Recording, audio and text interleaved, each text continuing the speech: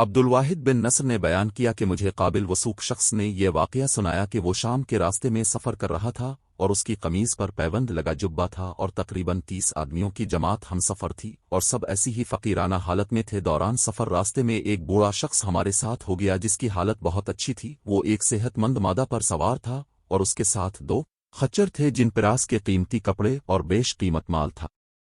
ہم نے اس سے کہا، اے شخص، تم کو جنگلی ڈاکوؤں کے ہم پر حملے کا کچھ بھی فکر نہیں؟ ہمارے پاس تو کچھ بھی نہیں جو چھین لیا جائے۔ تمہارے لیے اتنی دولت لے کر ہمارے ساتھ چلنا مناسب نہیں ہے۔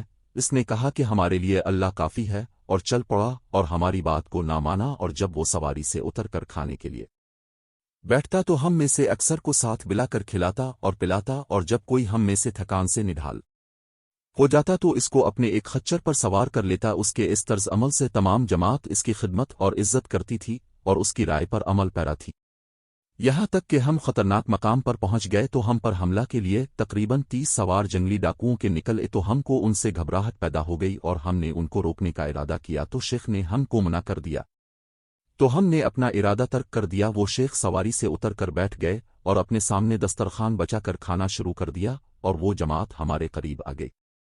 جب انہوں نے کھانے کو دیکھا تو شیخ نے ان کو بھی بلا لیا اور وہ بیٹھ کر کھانے لگے۔ پھر شیخ نے اپنا سامان کھول کر اس میں سے بہت سا حلوہ نکال کر ان سب افراد کے سامنے رکھ دیا۔ جب انہوں نے پیٹ بھر کر کھا لیا تو ان کے ہاتھ جکڑے گئے، یعنی حرکت نہیں کر سکتے تھے، اور ٹانگیں سن ہو گئیں اور وہ بھاگ بھی نہیں سکتے تھے۔ تو شیخ نے ہم سے کہا کہ یہ حلوہ بے حس کرنے والا تھا جو میں نے ایسے ہی موقع کے لیے تیار کر چھوڑا تھا، اور اس کا اثر ان پر قائم ہو چکا ہے اور ہیلا مکمل ہو گیا ہے، اور اس کا اثر جلد زائل ہونے والا نہیں۔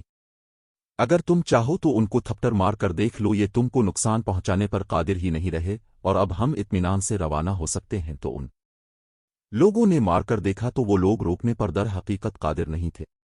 ہم کو شیخ کے کہنے کی تصدیق ہو گئی۔